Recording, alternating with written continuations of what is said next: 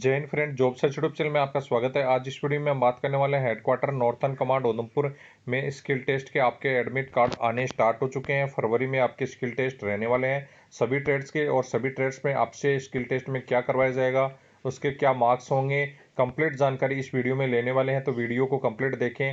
तो जो भी किस प्रकार से आपको प्रिपरेशन करनी है स्किल टेस्ट की, तो उसी के बारे में कंप्लीट जानकारी इसमें दी जाएगी।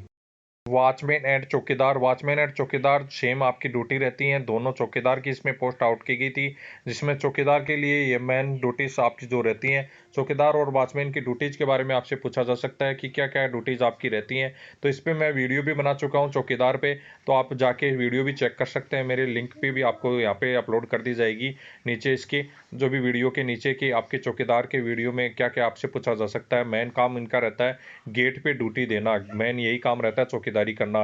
कोई भी जैसे बड़े स्टोर हों चाहे आपके मेन गेट हों, उन पे सभी पे ड्यूटी देना। सिक्योरिटी पॉइंट्स के बारे में आपसे पूछा जा सकता है कि आपके जैसे कोई भी अनजान व्यक्ति दिखता है तो उस पर आप क्या कार्रवाई करेंगे, ऐसे चीज़ें आपसे पूछी जाती हैं। मेंटेनिंग रिकॉर्ड फॉर एंट्री मतलब जैसे गेट पे आप रहते हैं तो कौन आया अंदर कौन बाहर गया, उसके जो भी रिकॉर्ड होते हैं उनको मेंटेन करना आपका मेन काम इसमें रहता है। मेन गेट पे जो भी एग्जैक्ट है। फायर सेफ्टी के बारे में पूछा जा सकता है, जैसे कि आप जहाँ काम कर रहे हैं वहाँ पे फायर पॉइंट जो लगे हैं उनका कैसा यूज़ होता है, क्या क्या आपसे उसमें क्या क्या डलता है, क्या क्या उसमें चीज़ होती है, और कौन सी आग पे कौन सा फायर सेफ्टी पॉइंट आपसे काम किया जाता है। फायर आइटम जो भी आपके आइटम होते हैं वो कौन सा काम यूज़ में होता है, ये सभी चीज़ें आपसे पूछी जा सकती हैं। बाद में होता है आपका फिजिकल, 1600 मीटर की आपकी दौड़ होती है, जिसमें 7 मिनट या 6 मिनट भी आपको दे सकते हैं। तो आपके लिए दौड़ भी महत्वपूर्ण रहती है। दौड़ में यदि फेल हो गए तो भी आपको निकाला जा सकता है। बाकी इन पॉइंट पे आपको बिल्कुल ध्यान देते हुए जाना है। जो भी आप देख सकते हैं, मैंने एक चौकीदार का वीडियो भी बना चुका हूँ, उस पर कंप्लीट जानकारी दी भी गई है ड्यूटीज के बारे में सभी जानकारी। तो आप जो भी कैंडिडेट हैं उसका वीडियो भी देख के जा सकते हैं। बाकी की आप फिजिकल की तैयारी करके जाएं, आपके डिप्स वगैरह बीम वगैरह भी निकलवा जा सकती हैं। और साथ में ही आपका 1600 मीटर का फिजिकल 100% लगभग एग्जाम्स में रहता है, तो आप उसी की तैयारी करके जाएं। 6 मिनट या 7 मिनट इसमें देते हैं, बाकी लगभग कैंडिडेट पास कर लेते हैं फिजिकल में। यदि आपके पास यदि इस फिजिकल की स्टैंडर्ड बिल्कुल भी नहीं है तो आपका पास होना बिल्कुल संभव होगा नहीं। आपके इसमें स्किल टेस्ट के मार्क्स नहीं है, लेकिन फेल पास आपको किया जा सकता है।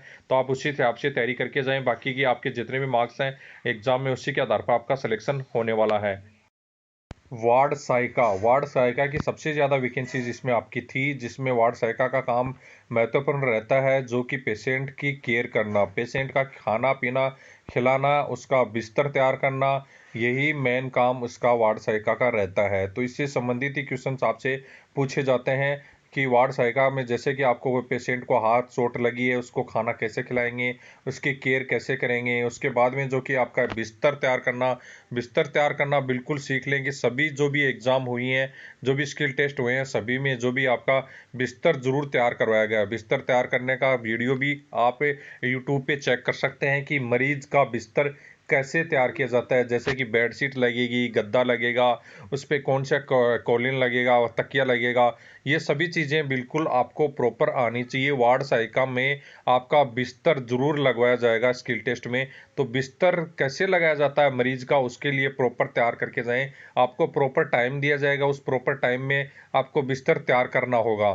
तो आप बहुत सारे वीडियो हैं नेट पे बिस्तर कैसे तैयार किया जाता है, उसके आप वीडियो देख के जाएं। उसके बाद में पेशेंट की केयर करना, जो कि आप पेशेंट को स्ट्रक्चर पे जैसे बाहर कहीं दूसरी जगह शिफ्ट करना है तो वहाँ से लेके जाना वो चीज़ें, या एक मरीज को पेशेंट को जैसे कि एक वार्ड से दूसरे वार्ड में शिफ्ट करना है, उसके लिए भी आपको ही यूज होगा। जैसे कि वार्ड सहायिका में उन्हीं फैमिली, जैसे कि आर्मी के जितने भी जवान हैं उनकी फैमिली, या उनसे जो भी आपका वुमेन्स है जितनी भी उनके संबंधित, तो उनका ही आपको ध्यान रखना है। मेल के लिए आपको नहीं यूज किया जाएगा, ओनली फीमेल ही के लिए आपको यूज किया जाएगा। जो भी फीमेल मरीज हैं उन्हीं के लिए आपका यूज होगा कंप्लीट, उन्हीं का आपको ध्यान रखना है, उनका पेशेंट का केयर करना है। और आपको बहुत सारे कॉन्फिडेंसली क्वेश्चंस आपके जैसे खुद के कॉन्फिडेंस के बारे में क्वेश्चंस पूछे जा सकते हैं कि आप ये जॉब कर लेंगे, या आपकी किस प्रकार से आप ये जॉब करना चाहते हैं, क्यों करना चाहते हैं, ऐसे क्वेश्चंस आपके पूछे जाएंगे। तो उसके लिए बिल्कुल प्रिपेयर होके जाएं। सेल्फ कॉन्फिडेंस ही ज़्यादा सबसे ज़्यादा देखा आपका जाता है। तो कि आप एक दिए कोई भी मरीज अंदर, जैसे लेडीज वार्ड है उसमें कोई भी जो आपका जो जेंट्स घुस गया तो उसके बारे में आप क्या कहेंगे, उसको क्या करेंगे, तो उसको बताना है बस ओनली कि भाई ये जेंट्स वार्ड है, नहीं है वो आपका लेडीज वार्ड है, तो आप लेडीज वार्ड में न घुसें। बस यही नॉर्मल चीज़ें आपसे पूछी जाती हैं। आपको जैसे ये पूछा जाएगा कि आप इस माहौल में आप काम कर सकते हैं क्या, जैसे जहाँ पे जेंट्स रहेंगे और लेडीज़ रहेंगी, दोनों रहेंगे, तो उस माहौल में आप काम कर पाएंगे क्या। जैसे कि आपके हॉस्पिटल में कोई अकेला है, आप कोई भी नहीं है, नाइट ड्यूटी में आपकी ड्यूटी लगी है, तो उस टाइम में कोई जैसे जेंट्स आ गया तो उस टाइम में आप क्या करेंगे। ऐसे ही क्वेश्चंस आपके सेल्फ कॉन्फिडेंस से संबंधित पूछे जाते हैं। तो आपको घबराने की बिल्कुल ज़रूरत नहीं है। ज़्यादा से ज़्यादा आप जो बेड तैयार करने वाली विधि ज़रूर सीख के जाएँ। इससे संबंधित अदर कोई भी क्वेरी है तो कमेंट बॉक्स में कमेंट करके पूछ भी सकते हैं, और इसमें कंप्लीट जानकारी आपकी बता दी गई है। वाशरमैन, वाशरमैन में आपका जो पद होता है वो एक स्किल टेस्ट के लिए महत्वपूर्ण रखा जा सकता है। इसमें आपका जो भी वैकेंसीज होती हैं स्किल टेस्ट में आपके कोई भी मार्क्स नहीं होते हैं, लेकिन काफ़ी जगह स्किल टेस्ट के मार्क्स रखे भी जाते हैं, लेकिन इसमें आपके जो एएमसी में है उसमें स्किल टेस्ट के मार्क्स नहीं रखे जाते हैं। इसमें आपका जो भी जितने भी स्किल टेस्ट के लिए करने वाले हैं जो भी कैंडिडेट, उसमें जितने भी कपड़े होते हैं उनका कंप्लीट नॉलेज होना चाहिए। जैसे कि आपको ऊनी कपड़ा है, सूती कपड़ा है, गर्म कपड़ा है, जो भी आपका जैसे आप लाइनलोन का कपड़ा है, सभी कपड़ों के बारे में आपको पूछा जा सकता है। सभी के बारे में आपको पता होना चाहिए। कपड़े को देखते ही आपको उसके बारे में पता होना चाहिए। उसके बाद में जो मशीन ऑपरेट करना भी आपको लगभग कैंडिडेट को पूछा जा सकता है, लेकिन जब आप सिविल से जाते हैं तो लगभग ये मशीनों का ज्ञान आपको नहीं होता है, तो ज़्यादा इसका जानने नॉलेज नहीं देखना है। इसके अलावा यदि कोई भी कपड़े पे दाग लग गया किसी भी प्रकार का, किस प्रकार का दाग है वो किस हिसाब से आप साफ होगा, जैसे वेनिस से साफ होगा, या आपका जो कास्टिक सोडा उससे साफ होगा, या आपके जो केरोसिनी है उससे भी साफ हो सकता है। इससे जो भी आपके जो भी होते हैं इस प्रकार के जो भी दाग वगैरह होते हैं उनका नॉलेज आपको होना चाहिए। जिसके बाद में डिटर्जेंट आप जो भी होते हैं, किस प्रकार के क्या क्या डिटर्जेंट होते हैं, किस प्रकार के यूज आते हैं। जैसे आपने सिविल में जाके देखा होगा, ईजी टाइप का एक आता है जो कि ये सॉल्यूशन जो भी गर्म कपड़ों में डाला जाता है। तो ऐसे ही आपके सारे सॉल्यूशन रख दिए जाएंगे, जो भी आपके आइटम रख दिए जाएंगे, उनको पूछा जाएगा कि आपका किस प्रकार का किस में काम आने वाला है, कौन से कपड़े में यूज होने वाला है। इसके बावजूद आपको आयरन बिल्कुल करनी आनी चाहिए, जैसे प्रेस करना वो बिल्कुल आनी चाहिए। धुलाई करने के साथ साथ ही सारे कपड़े धुलाई के हिसाब से जो भी आपके आपके जो कपड़े हैं उनको आयरन मतलब इस्त्री करना बिल्कुल आना चाहिए। किस प्रकार से इस्त्री करते हैं और किस हिसाब से उसको कंप्लीट आप फोल्डिंग करते हैं, वो सभी चीज़ें आपकी देखी जाती हैं। बाकी स्किल टेस्ट के कोई भी मार्क्स नहीं होते हैं, डरने की बिल्कुल ज़रूरत नहीं है। तैयारी करके जाएँ, अच्छे से जाएँ। जिनके भी मार्क्स हैं अच्छे, जिनके भी उनका सिलेक्शन हो जाएगा। बाकी की आपका स्किल टेस्ट पे कोई भी निर्भर करने वाला नहीं है। जो भी आपके एग्जाम है उसी के आधार पर आपका सिलेक्शन होगा। इससे संबंधित अदर कोई भी क्वेरी है तो आप कमेंट बॉक्स में भी कमेंट कर सकते हैं। टेलीग्राम ग्रुप पर पर्सनल मैसेज भी करके पूछ सकते हैं। इसके बाद में आपका जो वैकेंसी थी सफाई वाला और सफाई वाली की, इसमें ज़्यादा वैकेंसीज आपकी थी। दोनों ट्रेड पे ही आपकी ज़्यादा वैकेंसी थी। तो आप देख सकते हैं सफाई वाला और सफाई वाली के ट्रेड पे जो वैकेंसीज आउट की गई थी। सफाई वाला आप खुद ही समझ रहे हैं, साफ सफाई करना, हर चीज़ की साफ सफाई आपसे करवाई जा सकती है। चाहे वो मेडिकल बेड में सब संबंधित हो, चाहे आपकी ऑफिस से संबंधित हो, या चाहे आपके हॉल से संबंधित, या बाहर के ग्राउंड की सफाई हो, ये सभी चीज़ें आपसे करवाई जा सकती हैं। साफ सफाई में कंप्लीट जो भी केमिकल यूज होते हैं, झाड़ू वगैरह, पोछा वगैरह, सभी का नॉलेज आपको बिल्कुल पता होना चाहिए। किस प्रकार के आपके डस्टबिन होते हैं, कौन से डस्टबिन में क्या कचरा डलता है, ये सभी के बारे में आपको देखा जाएगा। बाथरूम टॉयलेट वगैरह साफ करवाए जाएंगे। जाते ही आपको बिल्कुल ब्रश दे दिया जाएगा। टॉयलेट बाथरूम आपसे साफ करवाए के ही देखे जाएंगे। ये बिल्कुल आपको कोताही नहीं है कि दिमाग में बिठा लें ये चीज़ें कि साफ सफाई वाला है तो साफ सफाई टॉयलेट बाथरूम की तो बिल्कुल आपको करनी ही होगी। इसके अलावा आपके मेडिकल वार्ड की आपकी साफ सफाई करना होता है। जैसे कि कोई भी आप डस्टबिन में यदि जो कचरा रखा है उसको बाहर आपको कहीं भी फेंकना है, वो सभी चीज़ें आपको बिल्कुल नॉलेज होना चाहिए। कौन सा कचरा किस डस्टबिन में होता है और किस प्रकार से उसको वेस्टेज की जगह फेंका जाता है, ये सभी चीज़ें आपके नॉलेज में होनी चाहिए। इसके अलावा जो भी कैंडिडेट है, जैसे कि आप साफ़ सफाई स्टार्ट करते हैं किसी भी रूम की, यदि साफ़ सफाई आपको दे दी गई तो साफ़ सफाई के लिए आप कहाँ से स्टार्ट करेंगे, मतलब ऊपर से स्टार्ट करेंगे या नीचे फर्श से। मतलब आपको देना है कि जैसे स्टोर आप रूम साफ करवाया जा सकता है, स्टोर रूम में आपको ले जा दिया जाएगा और वहाँ से आपको साफ़ सफाई देखी जाएगी कि आप साफ़ सफाई कहाँ से स्टार्ट करेंगे। सबसे पहले आपकी ऊपर से साफ सफाई करते हुए नीचे साफ करना है। जैसे कि ऊपर यदि कचरा लगा है, जाले लगे हैं, तो उनकी साफ सफाई करके उसके बाद में ही नीचे फर्श साफ आपको करना है। जो भी आइटम है, केमिकल आइटम हो चाहे झाड़ू पोछा, सभी के बारे में आपको पता होना चाहिए। आइजोल जैसे कि जो भी पोछा लगाने वाली जो भी चीजें यूज में होती हैं, उनके सभी का नॉलेज आपको होना चाहिए। आपको मैं डस्टबिन दिखा देता हूँ, किन किन प्रकार के कैसे डस्टबिन होते हैं, इससे ज्यादा पूछा जाता है। स्क्रीन पे आप ये देख सकते हैं, ये मेडिकल की वैकेंसीज हैं, इसलिए आपका जितने भी वैकेंसीज हैं उस हिसाब से आपके 4 डस्टबिन दिए गए हैं। इनका यूज किस चीज़ में आपका यूज होता है वो स्क्रीन पे है। सभी चीज़ें आप देख सकते हैं, इनको पढ़ के बिल्कुल आपको जाना है। स्क्रीन पे सभी चीज़ें के बारे में आपको दिया गया है। ये आपको टेलीग्राम ग्रुप पर भी उपलब्ध करवा दिया जाएगा, जिसमें आप जाके चेक कर सकेंगे। जैसे ब्लू वाला किस में यूज होगा, व्हाइट वाला किस में यूज होगा डस्टबिन, और रेड किस में होगा, येलो किस में होगा। ये सभी चीज़ें आपको बिल्कुल नॉलेज में होनी चाहिए कि कौन से डस्टबिन में कौन सा आइटम उसमें डलता है। ये सभी चीज़ें आपको पता होनी चाहिए। जो भी सफाई वाले कर्मचारी हैं उनको भी साथ में, वार्ड सहायिका के कैंडिडेट के लिए भी इसमें पूछ लिया जाता है कभी कभी, तो उसके लिए भी आप ये चीज़ें बिल्कुल ध्यान में रखते हुए जाएं जो भी कैंडिडेट स्किल टेस्ट के लिए जाते हैं। उसके बाद में आपकी लोअर डिवीजन क्लर्क में आपकी जो मेन होती है टाइपिंग होती है। टाइपिंग में आपको फेल हो जाएंगे तो बिल्कुल भी, चाहे कितने भी मार्क्स हों, सबसे बड़ी खास बात यही होती है लोअर डिवीजन क्लर्क की। आप मैं बता दूं आपको, जो भी कैंडिडेट हैं आपने देखे भी होंगे, लोअर डिवीजन क्लर्क के जितने भी मार्क्स वाले कैंडिडेट होंगे उनके 140 से अबो मार्क्स नहीं होंगे। क्योंकि वो जो भी कैंडिडेट होंगे, जो भी जिनका भी टाइपिंग अच्छा नहीं होगा, वो कैंडिडेट कभी भी उसके लिए पैसे भी नहीं देगा, या जो भी वैकेंसीज के लिए नया कोई चीटिंग करेगा। लोअर डिवीजन क्लर्क में सबसे बड़ी खास बात यही होती है टाइपिंग। टाइपिंग यदि आपको नहीं आती है तो आप फेल हो जाएंगे। बिल्कुल महत्वपूर्ण होगी आपकी। ऑन कंप्यूटर टाइपिंग होगी, पेपर से टाइपिंग करवाई जाएगी, और एमएस वर्ड पे ही आपकी टाइपिंग करवाई जाती है। बहुत ही कम रेयर चांस होते हैं जिसमें कि आपके टाइपिंग मास्टर पे टाइपिंग ऑनलाइन करवाई जा सकती है, जैसे फ्रंट ऑफ स्क्रीन पे। बाकी की आपके 99% चांस यही रहते हैं कि आपकी पेपर से ही टाइपिंग करवाई जाती है। तो जितने भी कैंडिडेट हैं पेपर से टाइपिंग स्टार्ट कर दीजिए। जिनका भी एडमिट कार्ड आ गया है, पेपर से टाइपिंग हो, आपको पेपर एक दिया जाएगा जिसपे 350 वर्ड आपके लिखे रहेंगे, उनको बिल्कुल कंप्यूटर पे टाइपिंग करना होगा। और एक्यूरेसी आपकी 90% से ज़्यादा होनी चाहिए। जैसे ही यहाँ पे वर्ड आपको कंप्यूटर लिस्ट में जो भी पेपर में दिए गए हैं, उनको यदि टाइप करते वक्त गलत टाइप करते हैं ज़्यादा, तो आपकी एक्यूरेसी नहीं आएगी। वर्ड की एक्यूरेसी मतलब यही होता है वर्ड को सही से टाइप करना। नहीं तो टाइपिंग तो ऐसी भी हो सकती है कि 100 से ऊपर भी पहुंचा दे कैंडिडेट, लेकिन टाइपिंग में जो वर्ड, जो आप पेपर पे दिए गए वर्ड सही लिखते हैं, उन्हीं को आपका चेक किया जाता है। एक्यूरेसी आपकी 90% से अबव होनी चाहिए। इंग्लिश में जो भी कैंडिडेट टाइपिंग करने वाले हैं उनकी 35 आपकी स्पीड आनी चाहिए, ग्रोस स्पीड। और बाकी के जो कैंडिडेट हैं हिंदी यदि कर सकते हैं, जो भी करने वाले हैं, उनकी 30 आनी चाहिए। दोनों में से एक चॉइस आपसे करवाई जाएगी, या तो हिंदी या इंग्लिश। आप वो आपकी मर्जी है जो भी आप करना चाहेंगे उस पर, लेकिन आपकी वैकेंसीज कम है जिसकी वजह से आपका चांस रहेगा कि इसमें मेरिट ऊपर जाने के चांसेस रहेंगे।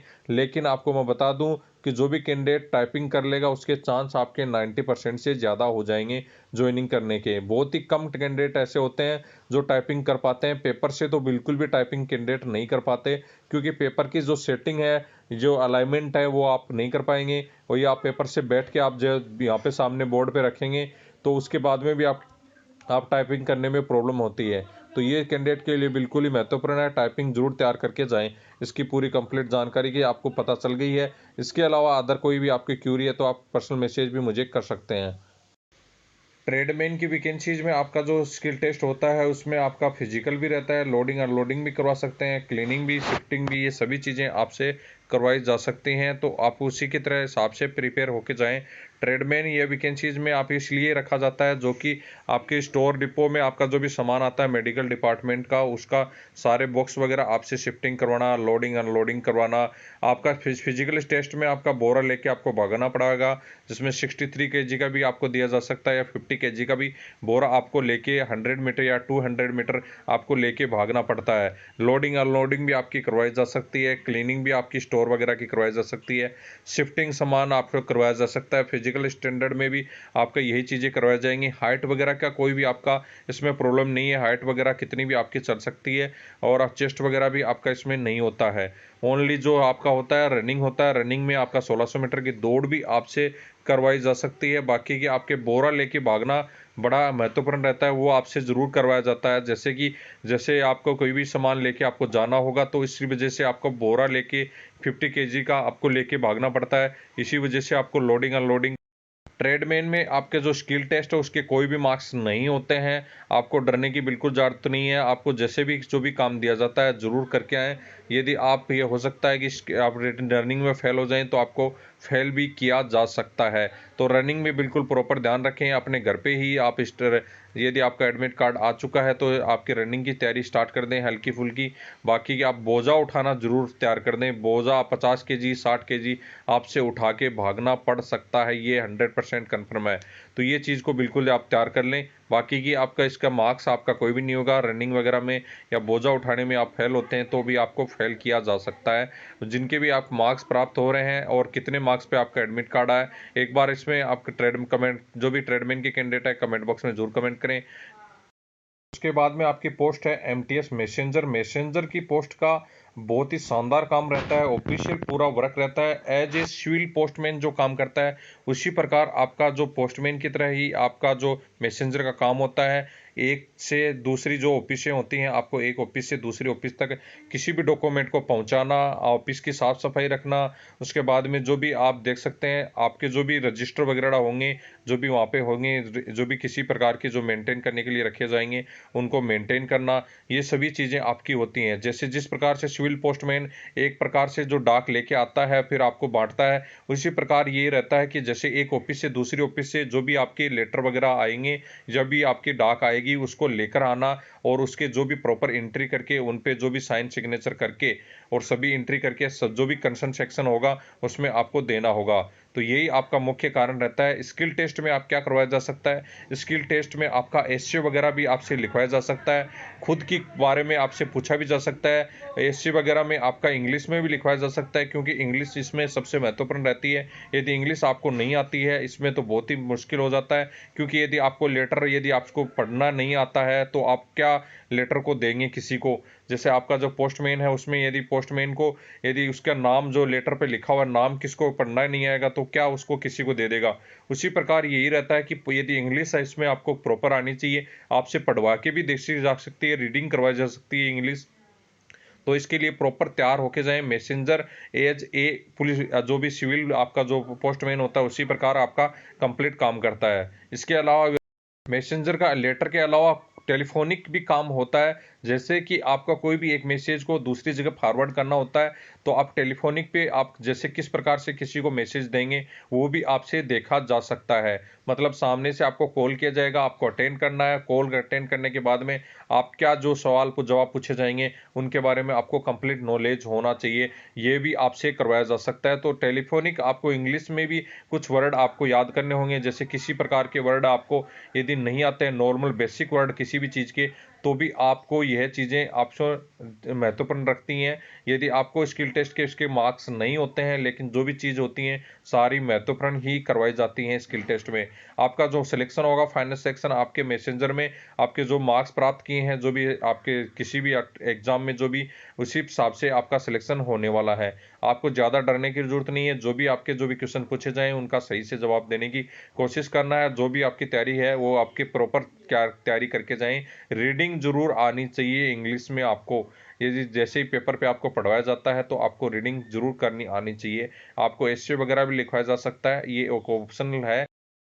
उसके बाद में आपकी वैकेंसीज हैं, कुक की वैकेंसीज एक कैंडिडेट का अभी मिला। जैसे उनके 89 नंबर पे भी कुक का आपका एडमिट कार्ड आ चुका है। ओबीसी कैंडिडेट हैं, इनके 89 पे ही एडमिट कार्ड आ गया है। तो आपको मैं बता दूं कि जो नीचे मार्क्स हैं उनको भी बुलाए जा रहे हैं। एक वैकेंसी पर 10 कैंडिडेट को या 20 कैंडिडेट को बुलाया जाता है, लेकिन जो भी मार्क्स होंगे आपके प्राप्त होंगे एग्जाम में उन्हीं के आधार पर आपका सिलेक्शन किया जाता है। कुक में कई इनिशियल ड्यूटी जो पॉइंट रखे जाते हैं उनमें यदि आप फेल हो जाते हैं तो बिल्कुल भी आपको नहीं लिया जाएगा, चाहे मार्क्स आपके कितने भी हों।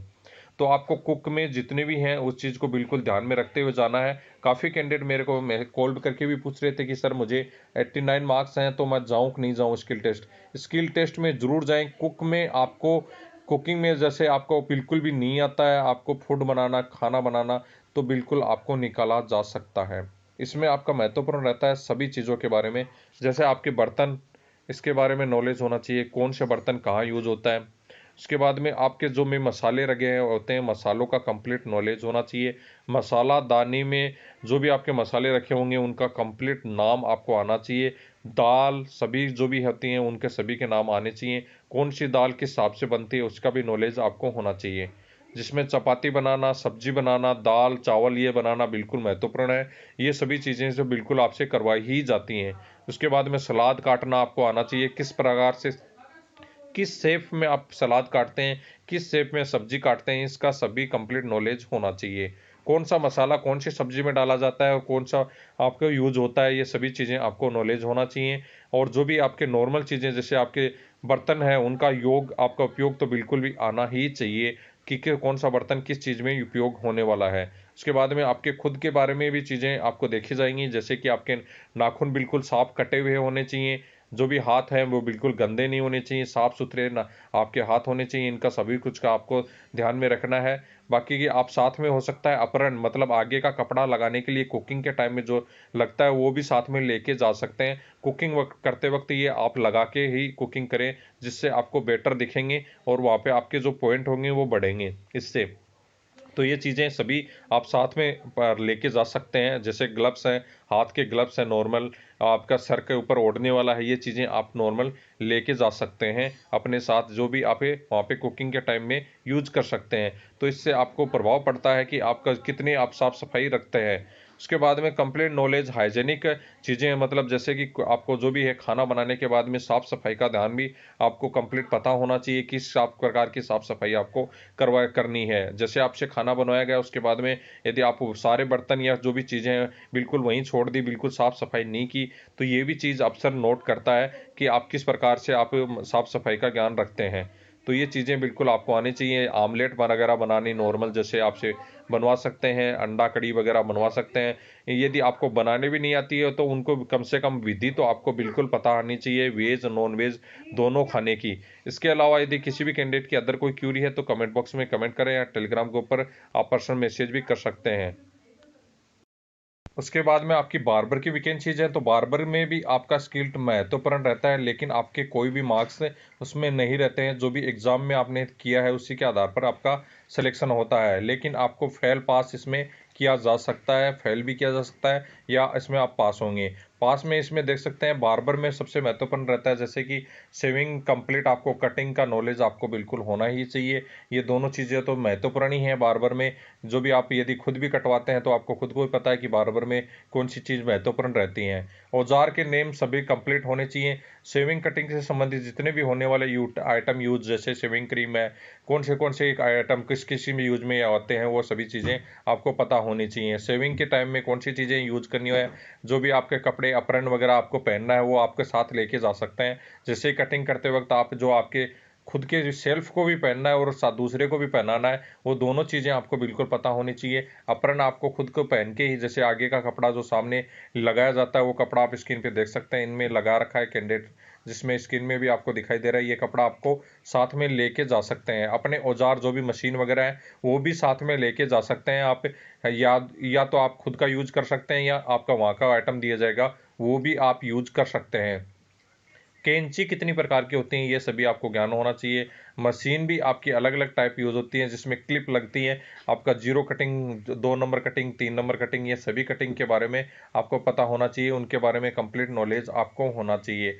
यही महत्वपूर्ण रहता है। कटिंग में आपका हाथ देखा जाएगा, कैंची किस प्रकार से पकड़ रहे हैं, आपका जो भी मशीन किस प्रकार से पकड़ रहे हैं, कैसा आप यूज कर रहे हैं, ये सभी चीज़ें आपकी देखी जाती हैं। और यदि जो कंप्लीट यदि आपको शेविंग और कटिंग दोनों आती हैं तो बिल्कुल भी आपको कोई डरने की ज़रूरत नहीं है। मार्क्स के आधार पे आपका बाकी का सिलेक्शन होगा। तो आपको जो भी कैंडिडेट हैं इससे अदर कोई क्यूरी है तो आप कमेंट बॉक्स में भी कमेंट सकते हैं या टेलीग्राम ग्रुप पर भी पर्सनल मैसेज कर सकते हैं। सभी ट्रेड्स के बारे में कंप्लीट जानकारी आपको दी गई है। इससे संबंधित अदर कोई भी क्यूरी है तो आप टेलीग्राम ग्रुप पर पर्सनल मैसेज करके पूछे जा सकते हैं।